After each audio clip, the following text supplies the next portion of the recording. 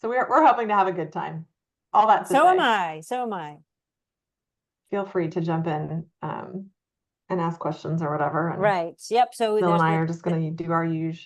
you can put your questions in the chat. You can put them in the Q&A. You can just chat with us in the chat, whatever you like to do.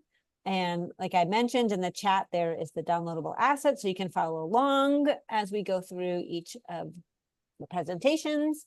And then of course you'll have it to take back with you to share with your team. So yeah, it's a lot going on today. And it is 12:30, so I'm going to let you both take it away. I'm going to stop sharing my audio and video and just let me know when you want me to launch the polls, and I'll be here. Awesome. Sounds great. We appreciate it. Yeah. All right. All right. Well, hi, officially. I'm Nicole Grafton, and this is Bill Rosato. And actually, I was doing the math, Bill, before we got on. We really have been at Aldrich for a whole hand between the two of us. Pretty cute. Anyway, today we're going to talk about leveraging technology specifically for distribution. I know all of you are on board with Acumatica, and we have loved being in this space with Amy. So thank you so much for ISV Society and having us here. I am a former teacher. I fully understand CPE credits, and I know this is a long day for you. Our goal is to make this fun and entertaining, and maybe you'll come away with some new ideas that you can bring back to your team. Or things that you want to do with your Acumatica things at the end of this. So anyway, we're going to go ahead and get started. We've got a handful of slides. We're going to kind of show you what this technology might look like as you're looking at simplifying your operations. And again, as Amy said, the polls will be open. Chat is open. Feel free to unmute yourself. We have a good time. We're a good team, and this doesn't have to be like black and white, very boring CPE style. We can totally make this fun. So to go ahead and get started, we created this course for you. And Bill and I were talking about some pretty heavy questions like, what do distributors need to automate? Which is a pretty big question. What processes do you have to think about to simplify your business? And I was thinking about, maybe this is aging myself here, but I was thinking about the cartoon, the Inspector Gadget. You remember Inspector Gadget with the hat and the things come out, and he has so many tools. And I think he has go-go gadget arms that also have more tools. When we think about our customers and distributors, you have too many of those hats and so many tools and so many arms. At what point do you really need to focus on automating some of that?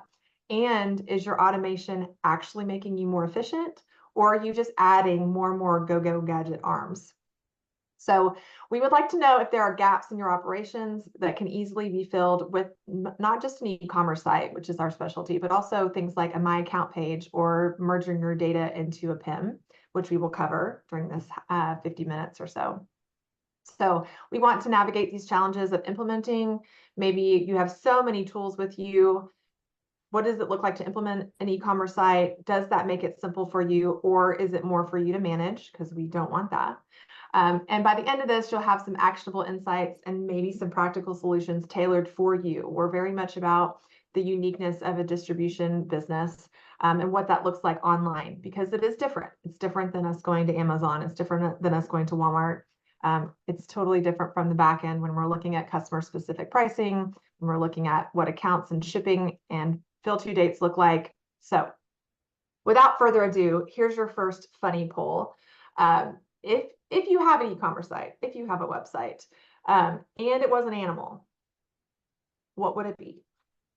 So it popped up on your Zoom poll. I personally prefer the chameleon. He's cute and multicolored. Has a little blonde hair in there. That doesn't mean, just because the animal's cute doesn't mean that's what you want, right? I would pick the sloth. I'm just saying. Just because I like sloths. I would say most of the people that come to us are like, I don't want to talk about an e-commerce site. I would say that's pretty awesome. So I mean, everybody wants it to be the cheetah, of course. That's right. For sure. That was my choice, was the cheetah, right? Sleek and fast. Yeah. Well, and each of these has its place too. I mean, Some people they don't want to talk about it. It may be really fast, but it's not doing the things they need it to do for their business. Or it's changing, it's always changing. Like I'm a marketer over here. It's constantly changing and updating pages can also be frustrating. It doesn't necessarily have to be a. Right. Well, we have chameleon and tortoise for those that picked, just so you know. Chameleon and tortoise. And I bet you picked chameleon because he's cute. Let's just be honest. Slow and steady is good. Slow and steady is good. Unless you're looking for faster growth. And then we need to figure out if there's some ways to be more efficient there. So let's start with automation. We do joke also about the triplicate days. Again, am I aging myself here?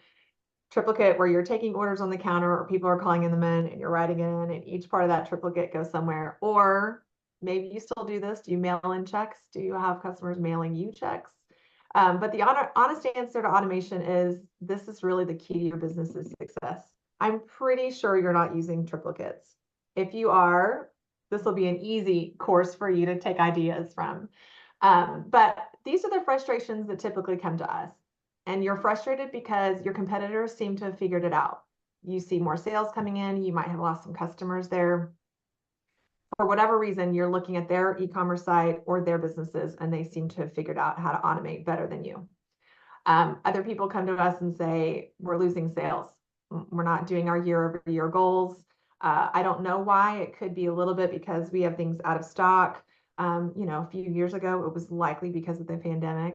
I think that was the turnaround, right? People realized, oh, if I don't have a place to sell online and I'm only doing sales out of my office or out of the warehouse, I'm for sure losing sales. Could be due to shipping delays. You're losing sales that way, or your customers are leaving because your competitors have figured it out.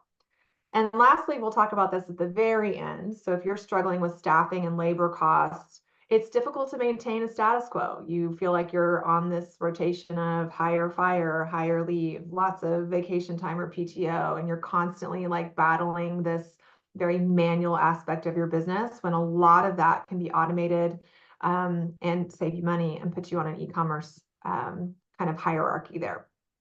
So what items and I'm going to talk about both here. At e-commerce site, we're going to talk about full e-commerce, which means you can click on something. Well, not you. Your customers will click on something. They can order it, they can pay for it, and it's shipped to them. But we also have other ways that we can automate these frustrations for you. And I know on Acumatica, we call it the My Account page, but we call them an SIP, a portal. Are there bottlenecks inside of either one of those areas? And if you have neither one of those, do you have a place of true source for your PIM? So let's look at some of these places that we can automate using those tools. The first one is inventory management, and that is manually tracking orders. And I think in my head, I think of when I go into a place that has a counter and I need to order all of these parts from the counter. When we manually take those orders and we're manually tracking, we know things fall through the track. Also, if there's overstock or understock in that warehouse, if you're manually doing your inventory management, or it's so many of those other tools that you're using, it's not automated, someone is having to manage those things for you. That can also be a headache. So besides the inventory management system that you have, automation, consider real-time tracking in a portal. And we'll show you what that could look like in just a minute. But real-time tracking can look like all of those things are on a web page, on their phone or on a web page. They can go in and see which warehouse it's in stock, what their specific one will take for ship time, when they can expect it. So if they're needing an order of several pallets of things and they need it by Monday, they can go into this portal and see what you have available because they're a customer of yours. Inside that as well, they know that they're going to order whatever those nuts and bolts are every 6 weeks because that's their best-selling item. You can set up a portal or e-commerce site to market to them and send text alert. Again, as a marketer, I love the notifications that come to my phone via text because I can quickly see, oh, my personal B2C stuff is out of shipping, whatever. My bracelets are in stock, my makeup is in stock. I'm used to that as a consumer, which means your customers are used to that as a consumer. And our e-commerce site can do that. Just send out a notification and say, hey, don't forget, you ordered 144 of those parts last month. Looks like you're getting low. They're on sale, whatever. You can set that up to be customized for your customers. And then again, the detailed My Account page, and you can just go on a snapshot and just see, okay, how's my inventory look? Where do I need to do orders from? Am I out of stock on this one? When is shipping going to be, etc. Automating order processing. So slow order fulfillment is a headache, I think, for lots of distributors. We've experienced this here in our business just from learning how to navigate getting bigger and growth. Is what we used to expect in 12 hours now has a delay of 24, 36 hours, or what you used to expect in 5 days shipping, you're now having to like, okay, the order fulfillment is now going to take me 2 weeks, and what that looks like to manually process that and who is in charge of that. Again, errors in order entry. And I apologize for going back to the triplicate, but it just makes me smile because we're writing down something at the counter, at the, very archaic. What does that look like in an automation on your e-commerce site? We've grown so much. And with the AI coming and all of these things coming down the pipe, what that can really look like to automate the order entries and a manual like writing down on triplicate for you. And then finally, the lack of visibility into that order process. You used to, or maybe still do, call into the counter or call into the business. The salesman takes the order. They write all this stuff down. It goes in binders. It gets reported to you. You get an invoice 30 days later. Well, if they're using an automation, they can go into a My Account page and see all of that. Just like, again, as a B2C customer, I'm going to go to my Amazon. I know what I ordered today will be here whenever it is. It shows me shipping tracking. I don't have to call Amazon and say, hey, where is my package? Or, hey, where is the delay? I get notifications for that. I can see it all from My Account page. We want to provide that same level of trust and visibility into order processing for your customers so that they keep coming back. So here are some ideas for order processing. You can streamline your order entry with e-commerce integration into Acumatica. And what we mean by that is we have built an e-commerce site that speaks directly to Acumatica. There are not 15 other vendors you have to go through to make sure that it's speaking to each other. When I make the order, it reflects in Acumatica. Acumatica's stock reflects right back into your e-commerce site or your My Account page. True integration should be simple and automated. It should not have any of these bottlenecks and hiccups that you're having to do tickets for. It should live and breathe as one entity. Other ways to automate is you could build a quote cart, which Bill will show you here in a minute. But that quote cart imports back into Acumatica. It goes right back into the ERP. Order templates, kind of like when I go to Amazon and I use Amazon because it's Prime Days this week. So that's top of mind for me. But that template, it knows what I was searching for. It's going to pop up, that machine learning is going to pop up and show me. An order template is a way for you to automate that in yourself. So everything that your customer would have typically ordered is already built into the template. So they just click on that and go, oh, I forgot that I order that every 6 weeks. Or, oh, I forgot that it's HVAC season and I'm going to need these few extra parts for my guys out on the field or whatever that ends up being for your customers. Again, favorites or wish lists. That's pretty standard at this point with an e-commerce site. Just click the little heart. They pull up exactly what their wish lists are. Oh, the pricing is better, different, whatever. Automates that. And then lastly is customer specific pricing, which again goes back to that true integration into your ERP. But if there's customer specific pricing, that automation is they don't have to call and ask their sales guy, Bill, hey, is my pricing still the same? They can see it. Or they can say, hey, there's an issue with pricing. You've bugged prices and didn't let me know. I need to order a greater quantity to pull that down. All of that is automated in a My Account page that syncs with your ERP. Invoice payments. I don't know about you, but we feel like, Bill can back me up on this, the last year and a half or so, this is like the big bang. Everyone is automating invoice payments. And I'm sure there are lots of great companies who provide just this one little service, but inside your e-commerce site and inside your portal or your My Account page, the best automation is that your customer can go in and not only see their orders, but they could pay their invoices. Your person behind the desk in accounting isn't calling them up and saying, hey, you're 15 days behind, 30 days behind, you're 90 days behind. It's doing that for you. And that goes to that transparency of, I could talk literally all day on invoice payments and how that has become just the simplest automation here for distributors. But delays in payments, obviously paying a staff member to take these payments, processing them and putting them back into your ERP. Let's not even talk about the invoicing errors that can be done if it's done manually. You're delaying your cash on hand. I don't know how many of you have to report these numbers to your higher ups, but it's way better to say, we got this invoice paid for quickly, we have this cash on hand, rather than saying, oh yeah, we'll have cash on hand in 90 days after they get their PO, after they get their check, after they do all of these things. And then you'll see on one of the graphs I have in here, but high effort tracking, like just mailing it, just mailing the check, just waiting for things to come through the post office, and reconciling that back into Acumatica are time consuming. So the easiest way to get that automation, and I think that's why we've seen this really big growth in the last couple of years, is that automation of online invoice payments. People want a click to pay option. Not only do they want a click to pay option, they want an anonymous. What if my person is out that has access to whatever account that is? We can get an email to you anonymously, you pay it and you're done. It could be done at 2 a.m. It could be done at 2 in the afternoon. That those click to pay options can be done anonymously.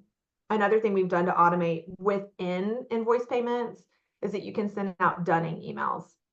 And dunning emails, again, as a marketer, are just a simple reminder of, it's kind of like a workflow of 1, 2, 3, 4 emails that will go out like, hey, thanks for your order.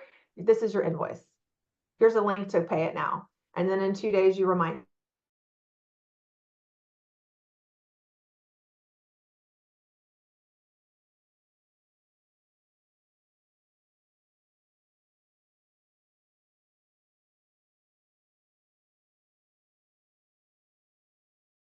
having to go through each business and remind them. That's done automatically through your online invoice payment portal.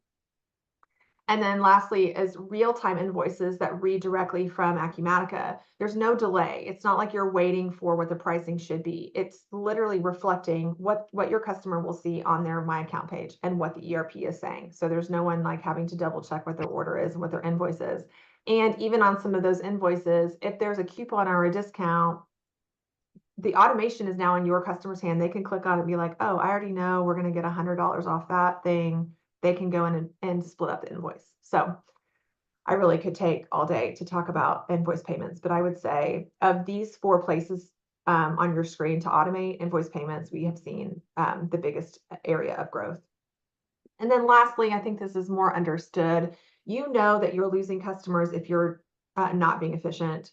And that customer communication between you and them builds trust. So things like their specific real-time pricing, what their inventory looks like, and what their invoicing looks like, gives them the ability to feel like they've walked into your store, high-five Nicole at the counter. They have a real relationship with you. This doesn't mean that you're like pulling back. This really builds more trust. And the more you hand over these like little tidbits of information to them, the more the customer can do through automation, the more trust and kind of relationship they have between the two.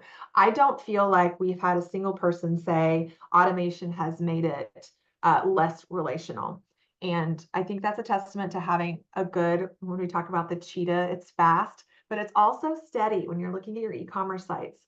They know what they're going to get. They log in. They know that they can see their pricing. They know that your invoice is already available. And if they forget, they're on vacation. How many of y'all been on vacation the last couple of weeks? They know that dunning email is going to send them something to remind them when they've ordered on your website. So I think we have all of these tools coming out of our go-go gadget arms.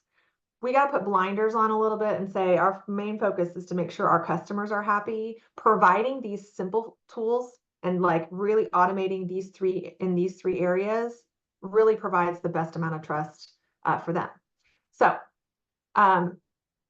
the next slide, I think, talks about the ROI here. Like, I have too many hats. I have too many go-go gadget arms. I have too many tools in my toolbox.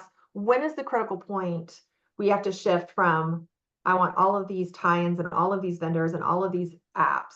When do we need to switch to automation? So Bill's going to show what that could look like. All right. So if everybody wants to just take a minute, Maybe. stand up from your PC if you're sitting. If you're standing, go ahead and sit. Take a little break here. All right, it's over. All right. Hopefully you got the blood flowing, right? what, an hour and a half into today, sitting for 4 hours probably. So when we talk about return on investment, there's a lot that goes into it. So just a few months ago, I'll just kind of explain where this comes from. A few months ago, we were sitting in a room with executives from manufacturers and distributors, and there was an economist that came into play. And we're just having open conversation, right? Real conversations about, honestly, the things that are affecting their business and where they see the future. And they're talking to the economists about recession, right? Everybody's talking about recession, recession, recession. How can we be recession proof? Because there's a recession coming. You know, all the economists are saying that. So someone raised their hand and asked, so why do you see a recession coming? And one of the biggest thing actually was workforce, right? The economist was honest about that. Right now, our largest workforce is the baby boomer generation, right? They make up the largest percentage of our workforce. And every day, every week, every month, every year, they're exiting the workforce. And the other generations behind don't have the same volume that we do from the baby boomers. And that in turn is probably going to be the biggest key that turns to a recession happening because of lack of people to fill the jobs that we need to have done.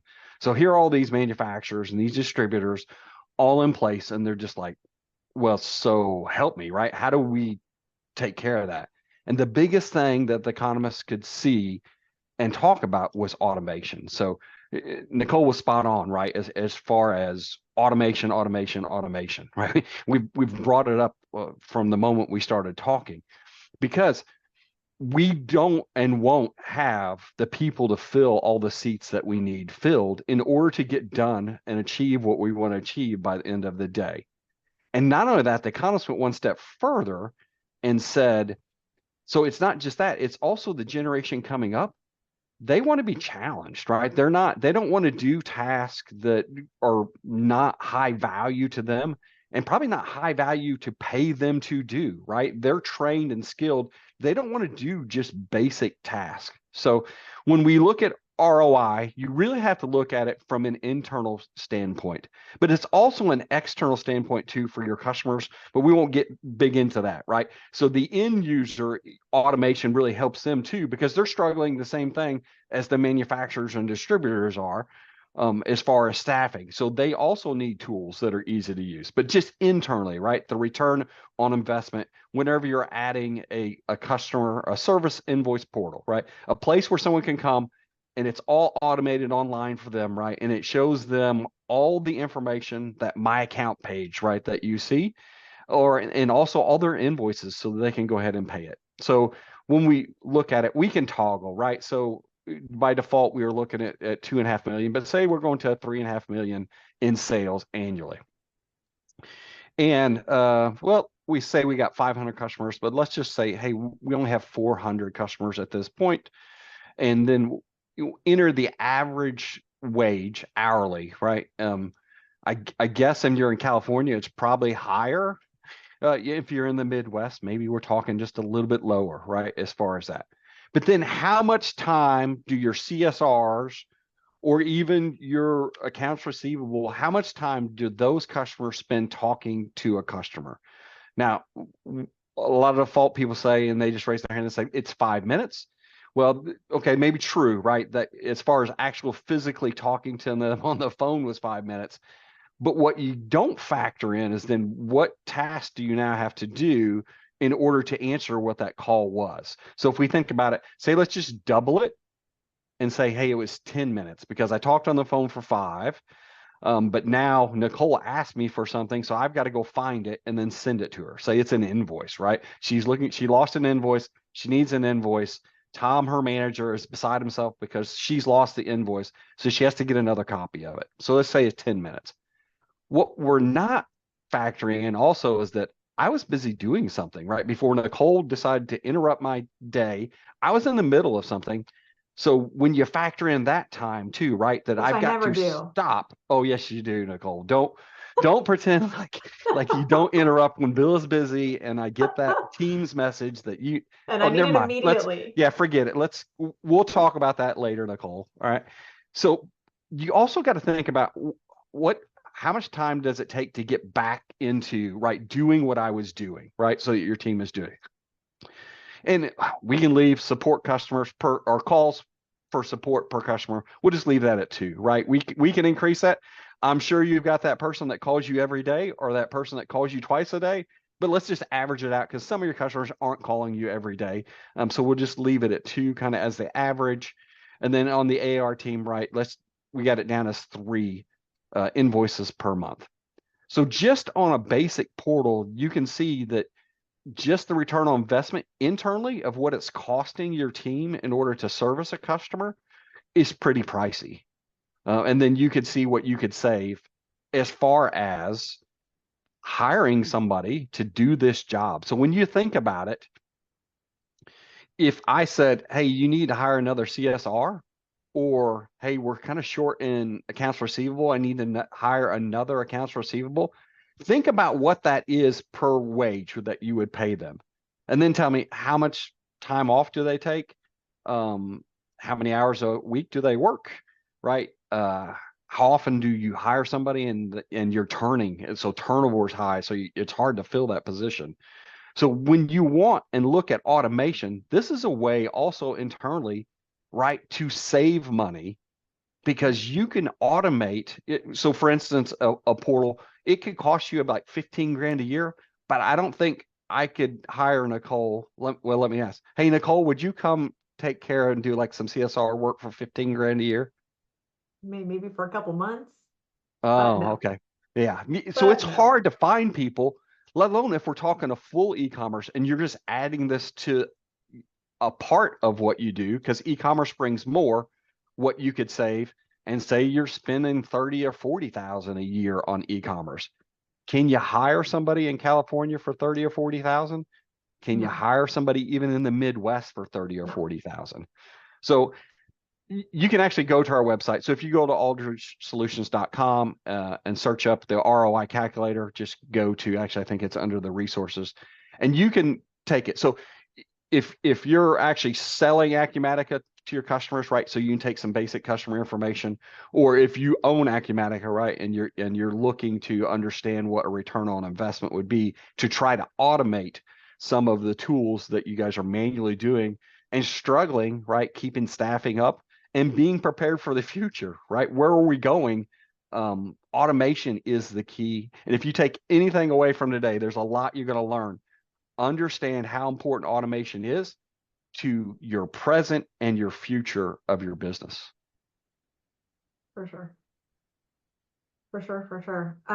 We were talking to, I want to build a share. We have a company who, again, that online invoice payments. What was it, last summer? Where were we? Columbus? Louisville? Columbus. I don't remember Yep, where we're we in were. Columbus. Uh-huh. On the next slide, and we were talking about, like, he wasn't sure if his customers would want an automation. He was a little hesitant. And how many hundreds of payments does he take now? I mean, you want to talk about? It's just amazing. So, and we can call this customer Bill. I like my name, Bill. So we'll go with Bill, right? And talking with Bill, and he thought he had invoicing down, right? He was a CFO for a distributor, and they have all these locations. And he thought they had it down. His team were just really had nailed it. And then we added invoice payments to his portal. We added a portal and added invoice payments. And then he just raved about how much money he saved, how many invoices were getting paid, the times. He's like, people are paying invoices at like 4 o'clock in the morning. And this just unheard of. And so he reached out to those customers and said, why you pay invoices? Well, that's the only time I have, right? Because I'm an owner operator, right? So I'm busy. Everybody's calling on me. I can come in early in the morning and knock things out. And Bill, now you provided that, I can pay my invoices, right? I can pay them earlier because I have time rather than I'm missing it because I'm trying to catch your team Monday through Friday. And then so Bill just thought this is just the greatest thing. And then we rolled out the feature of dunning emails, which I can show a little bit later, or I can show now, depending on what you want to do, Nicole.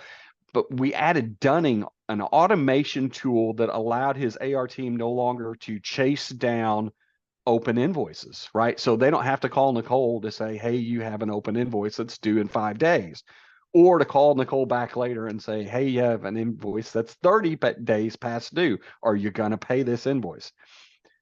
What we also found, though, is so generationally, people don't like to call people, right? They don't. So when he added the dunning, turned on that feature, he went from what he thought was killing it to signing 8 new people up for his portal to pay invoices.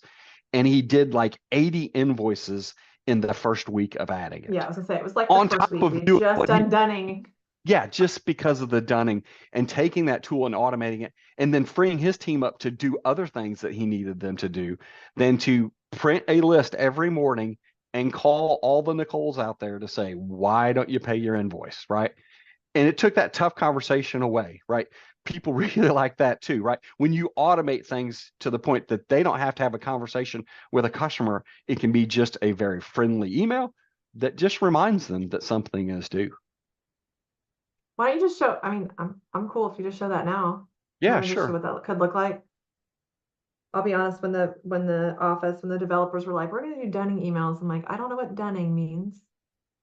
Now I'm like, oh, I do dunning emails every day. That marketing life, right, Amy? Yes, I didn't know what it Constantly. meant either. And like you said, who Yeah. wants to make those, who wants to do those No one. those calls that are just so like cringy? Like I have to call somebody and say, you need to pay, your invoice is late. Yep. Like that's like, even from a customer perspective, like I'm like, I hate to get those calls. I'm like, crap, I'm late. I don't want to be late. I don't like to be late, you know? So you got a twofold there. Yeah. So you really want to look for a tool as far as automating this. And so maybe we're not the only person that offers this, right? So I'm not saying this is the way the tool should be, but what you're going to see is we've really put a lot of thought into it and feedback from our customers of what they were looking for. So you can set up 6 different emails in this scenario, and I only have 5 set up. But if I wanted to add a 6th, I could toggle it on, or if I only wanted to do 2, 3, so let's just say 3, right? So in this case, I can choose days before or days past due. So Nicole has said, hey, I really am tired of calling people about invoices. So let's set these up. And I said, so Nicole, tell me, how is it? When do you call? Right. So I call 5 days before invoices are due. So I go into Acumatica and find all the invoices that are due. And now that's my list and that's my task for today. Well, in this case, we can automate it to where actually now you have a portal that is doing that. So it makes the call back into the ERP, pulls all invoices that are due in 5 days, and it sends them, I'll show you just a little preview there of a friendly little email that says it's a friendly reminder, this invoice is due on this date, this is the amount, and then you can go ahead and pay. Nicole said something earlier that was powerful, and it probably just kind of got glossed over. People like to pay invoices anonymously, right? They don't like to log into a site. So they can click this little button here, and I don't have to log in. I can just go ahead and pay this one-time invoice. Now, if this is something that I need multiple invoices paid, we sent them a little reminder that if you don't have an account, and this is where Bill got new accounts signed up because he sent out all these automated emails and people said, well, yes, I did not know I could sign up. They raised their hand and they went ahead and they signed up for an account. So it also is just a great reminder in bringing people to your solution and letting them know we're here to automate everything on your end also. Make it simple, make it easy. No. So again, I've got 3 other emails. So Nicole said, hey, let's send one to them when it's 1 day past due. Let's send a third one when it's 30 days past due. So what this automation does, it goes through back into the ERP and it pulls on today. And I said, I don't want to send these emails to Nicole and her friends before 10 a.m., right? So it's going to schedule it between 10 and no later than 5, right? So we set that up, or say, you know what, 5's a little too late. Let's just say we're not going to send it past 4 o'clock and we'll start sending at 10. No one wants that email at first thing when they get at their desk at 8 a.m. saying that it's due. And no one wants that as they're trying to leave saying it's due. So we're going to set it up from 10 to 4 to make it consumer friendly, right? So your customers are happy. And then it's going to go through again, in this case, 3 emails, 5 days before 1 day past and 30-day past. And it's going to send 3 separate emails. And now your team's not chasing that all down, right? Or your customers aren't chasing all that stuff down. So automation, one of the greatest tools that you're going to see to help the AR team. It's revolutionized, like dunning emails and online invoice payments has turned that department, and it's kind of like sliced bread for them, right? It's just a great tool that they never had before, and limits those tough conversations down to where you do have to have a tough conversation. Yeah, and I think the key here also is we've been to multiple trade shows in the last couple of years. Lots of people have this tool, but this one for us goes directly back into their My Account pages. So it automates even that everything is on that one page. And if you have a full e-com site, same thing. They can log in to order their things and find all the things that they need, but they can also see all their invoices that need to be paid. So for sure, automates. And then that kind of brings us to the next little section, if you're cool to move on, Bill, from automating. In the same conversation that we talk about how automating operations is important, we also have this issue with, we have so many tools available. How do you simplify it? And here at Aldrich, we've simplified it simply because in our house, we call it all-in-one or 5-in-1. You can do your e-commerce, your PIM, everything is with one vendor, as opposed to having to connect one, connect another. Then when you have a ticket over here, how do you make sure that the invoice payments get paid over here? And so we're really not just about automating, because I think that is where technology is, that's what we were created for, but also simplifying that. So we don't want your tools to be so complicated that those dunning emails are so complicated for your people that they can't use them. We don't want the marketing side of your website to be so complicated that you have to hire somebody to manage the HTML. We don't want that for you. We want you to have it be simple and easy and feel like you can take off some of those complicated tools out of your hat. So what are some complex or time consuming in your operations day to day that an e-com site can simplify? There are just like 3 or 4 things on this next slide. I'll kind of briefly go through them. I won't talk as long as the beginning of this for sure, but streamlining your invoice payments, which we have hounded. I won't cover that as much, but again, that has been for sure the highest topic of the land, and really inside your e-commerce site. It gives customers one-stop shop. They can fix everything that they need to fix and see everything they need to see instead of having to manually come in and make phone calls. The PIM, if you are used to managing any kind of data at all, I mean, even think before we had Excel and how you're filing things and where that data would go and where the stats go. A PIM is really a place for frustrations when data is inconsistent, it's inaccurate. You get things from your manufacturer that aren't completely correct. How do you know that that part number is correct? How do you know how many parts you got delivered to you? Large volumes of product details. I don't know.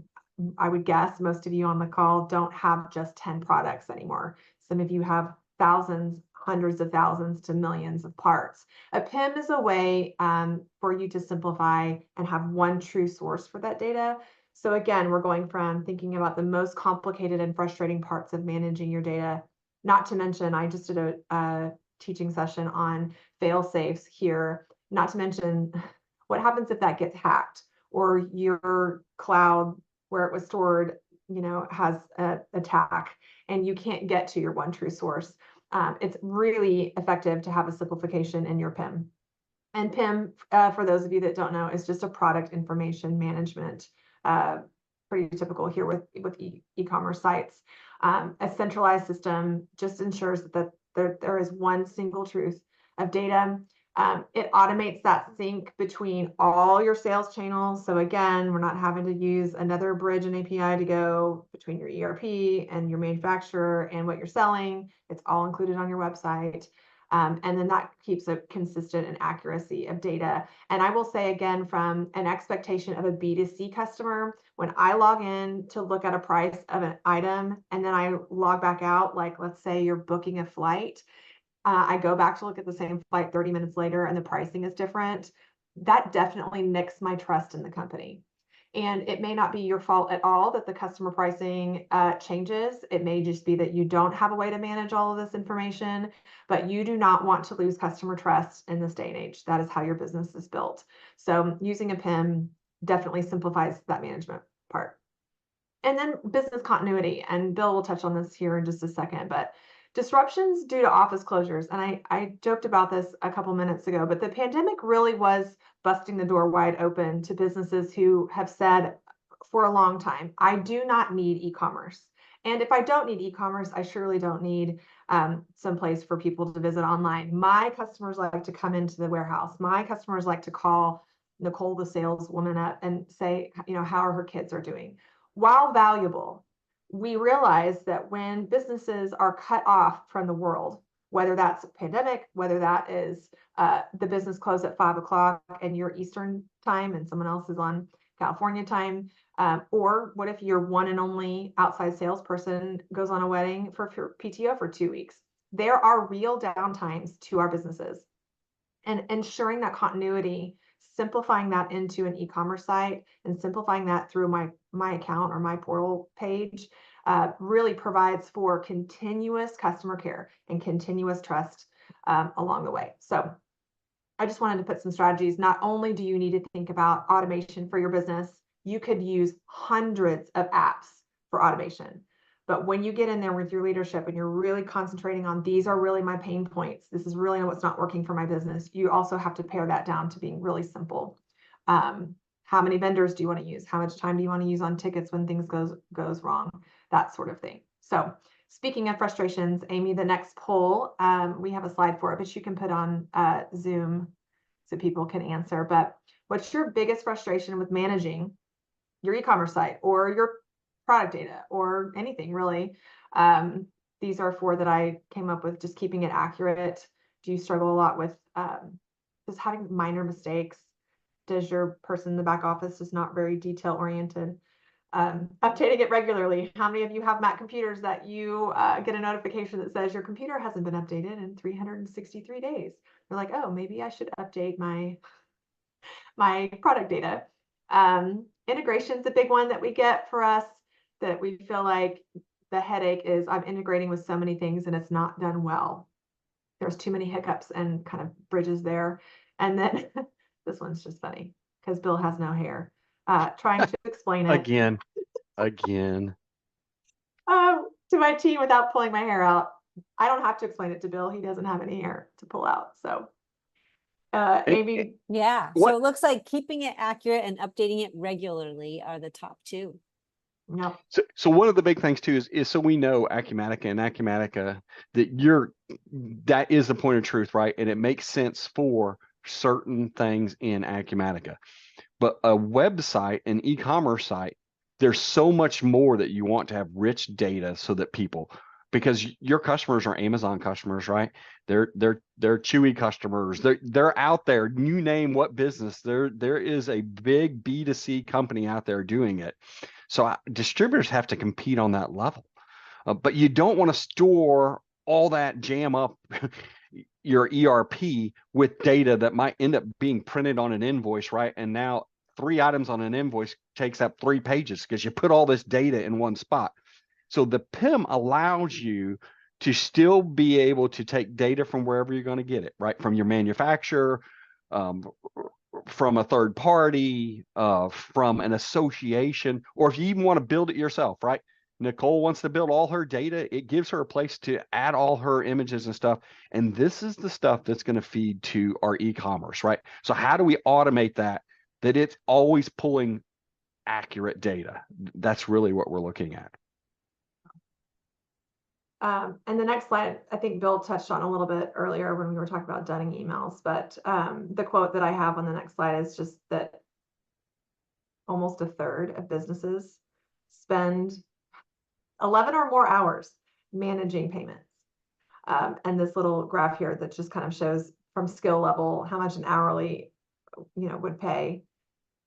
We touched this already, Bill, but if you wanted to talk any more about this, I should have moved the slide higher up if I had known we were going to touch base there. Well, that's just Bill, right? I've always got something to say, and sometimes it's not in order. That's all But right. that's where we are, right? But yeah, so and I disagree. 11 hours per month. When you talk to true companies that are doing invoicing, AR, accounts receivable, they spend more than that, right? They spend probably. I talked to one lady that says that her staff it spends somewhere between 20 to 30 hours a week doing it. And that's where automating some of this really gives you the investment, that return, to allow them to be free to do other things, because we all wear multiple hats. Your customers wear multiple hats and their customers wear multiple hats. So when we're looking at the time that we spend and the time that the customers spend, right, wanting to pay invoices, wanting to find information, automation is where it's at, right? You've got to find a way to find the online tools, that digital transformation everybody's talking about, to allow to take information from Acumatica and easily display it for your customers. Awesome.